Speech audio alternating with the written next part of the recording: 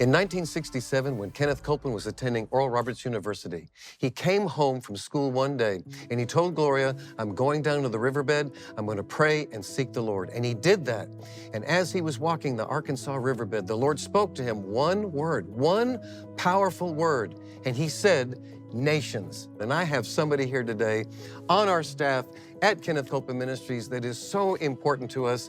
I want to introduce him to you. Marcos Ray, we are so glad that you're on Inside the Vision today. Pastor, thank you so much. It's my honor and a privilege. It's so good to have you here. And by the sound of your voice, there's an accent, which you probably think I have an accent, but you are the official director of the Latin American arm of Kenneth Copeland Ministries. Yes, sir. What is that like? Amazing, and as I just said, it's a privilege to be doing this. I mean, not in my wildest dreams I would have ever thought that God had a path like this. I mean, carved since the foundation of the world, right, and before. Tell me, first of all, when did you come to Kenneth Copeland Ministries? Yes, so I joined in July 2012, but it started as like with every partner, sir. I mean, we were praying, we were watching. We started watching in late 2008, 2009 with my wife, and so we go way back. Yes, it's way back, and it was actually a Colombian family who we met. We were living in Rhode Island at that time.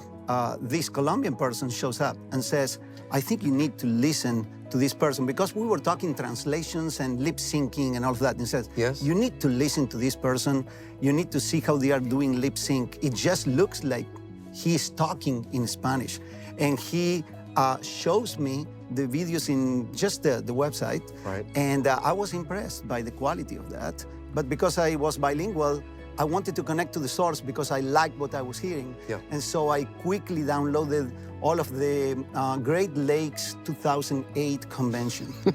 And I downloaded them all. You did? And I just like couldn't have enough of what I was listening to. I mean, like the boldness, the authority that Brother Copeland was using, and saying things that were challenging me right there. I mean, I come from a Catholic upbringing, and like at that moment I was not in the Catholic Church, but still the revelation of the word of faith was strong enough, like everybody who hears for the first time. And so that started our journey.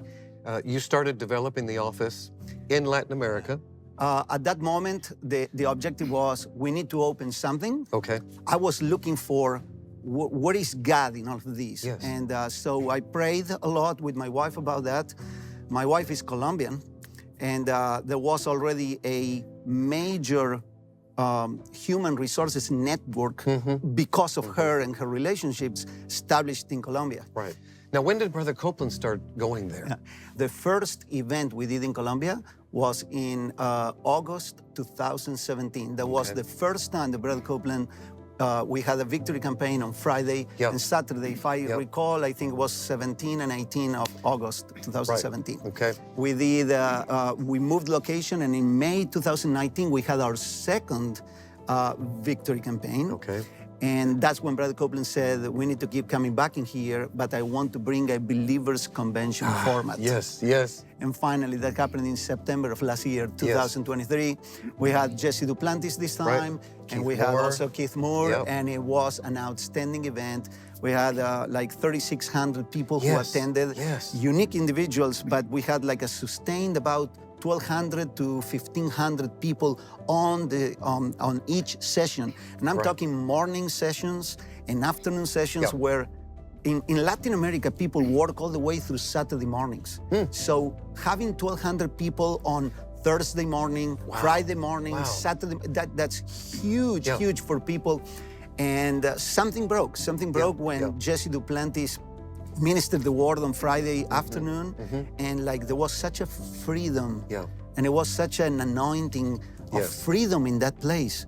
So tell us just an overview, the things that are going on. There's television, the magazine, there's publications, there are books. I guess I'm telling it for you.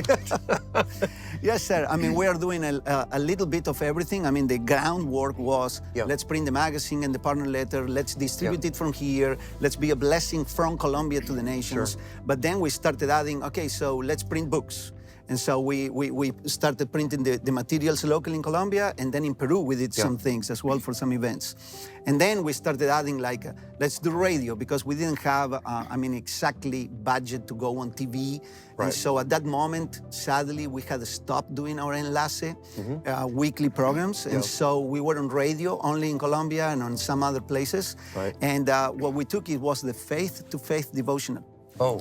And what we did is, we had Brother Stanley Black at that moment. He came and he voiced them all in here. Yes. And we keep airing those on a daily basis.